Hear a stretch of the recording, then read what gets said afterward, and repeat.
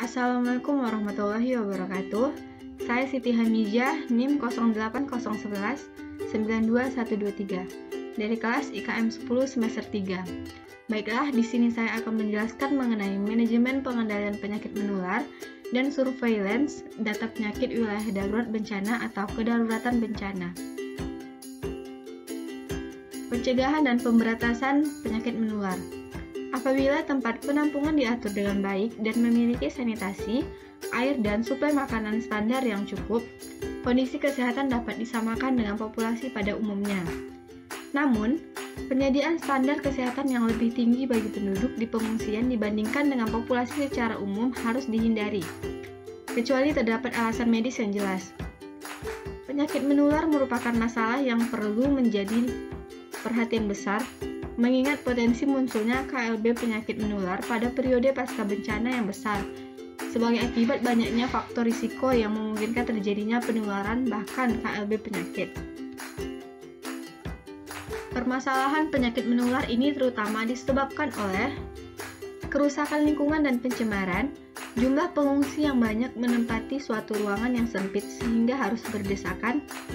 Pada umumnya, tempat penampungan pengungsi tidak memenuhi syarat kesehatan, ketersediaan air bersih yang seringkali tidak mencukupi jumlah maupun kualitasnya. Di antara para pengungsi, banyak ditemui orang-orang yang memiliki risiko tinggi, seperti balita, ibu hamil, dan berusia lanjut.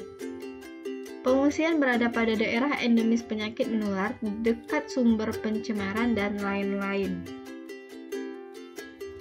Potensi munculnya penyakit menular yang sangat erat kaitannya dengan faktor risiko, khususnya di lokasi pengungsian dan masyarakat sekitar penampungan pengungsi adalah yang pertama penyakit campak, penyakit diare, penyakit pneumonia, penyakit malaria, dan penyakit menular lain spesifik lokal.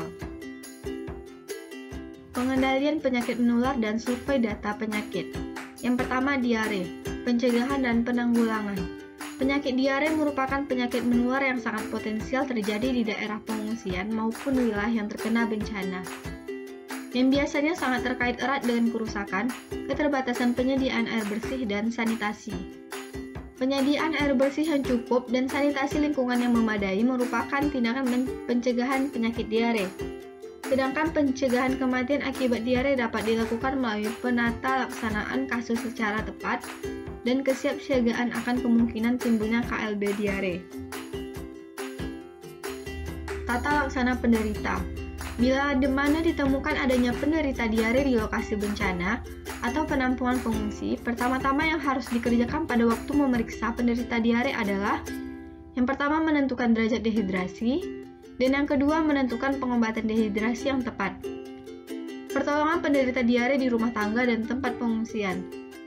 Langkah pertolongan penderita diare di rumah tangga yaitu berikan segera oloralit atau cairan yang tersedia di rumah dan tempat pengungsian, seperti air teh, tajin, kuah sayur, dan air sop.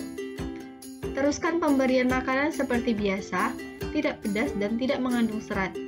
Bawalah segera ke pos kesehatan terdekat atau ke puskesmas terdekat. Yang kedua, ISPA, pencegahan dan penanggulangan. Penyakit infeksi saluran pernapasan akut atau ISPA merupakan salah satu penyebab utama kematian bayi dan anak balita. Kematian tersebut diakibatkan oleh penyakit pneumonia berat yang tidak sempat terdeteksi secara dini dan mendapat pertolongan tepat dari petugas kesehatan.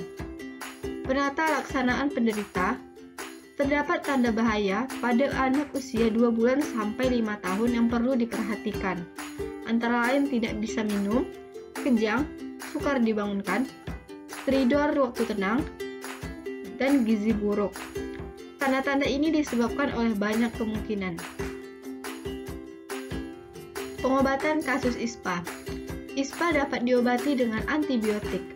Antibiotik yang dipakai untuk pengobatan pneumonia adalah tablet Catrimoxazole dengan pemberian selama 5 hari.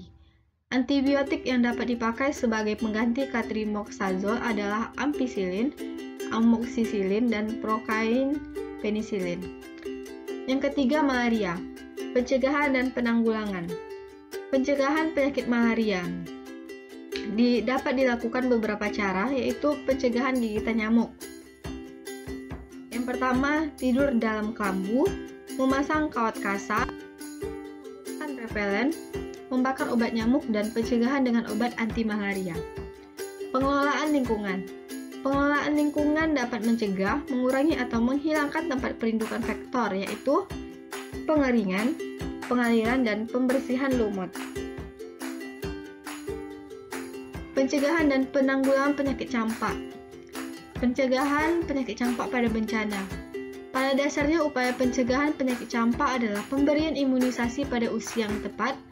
Pada saat bencana, kerawanan terhadap penyakit ini meningkat karena memburuknya status kesehatan, terutama status gizi anak-anak, konsentrasi penduduk pada suatu tempat atau ruang, mobilitas penduduk antar wilayah meningkat, cakupan imunisasi rendah yang akan meningkatkan kerawanan yang berat. Oleh karena itu, pada saat bencana, tindakan pencegahan terhadap penyakit campak ini dilakukan dengan melaksanakan imunisasi dengan kriteria. Yang pertama, jika cakupan imunisasi campak di desa yang mengalami bencana 80%, tidak dilaksanakan imunisasi massal. Yang kedua, jika cakupan imunisasi campak di desa bencana meragukan, maka dilaksanakan imunisasi tambahan massal pada setiap anak usia kurang dari 5 tahun atau 6-59 bulan, tanpa memandang status imunisasi sebelumnya dengan target cakupan 95%.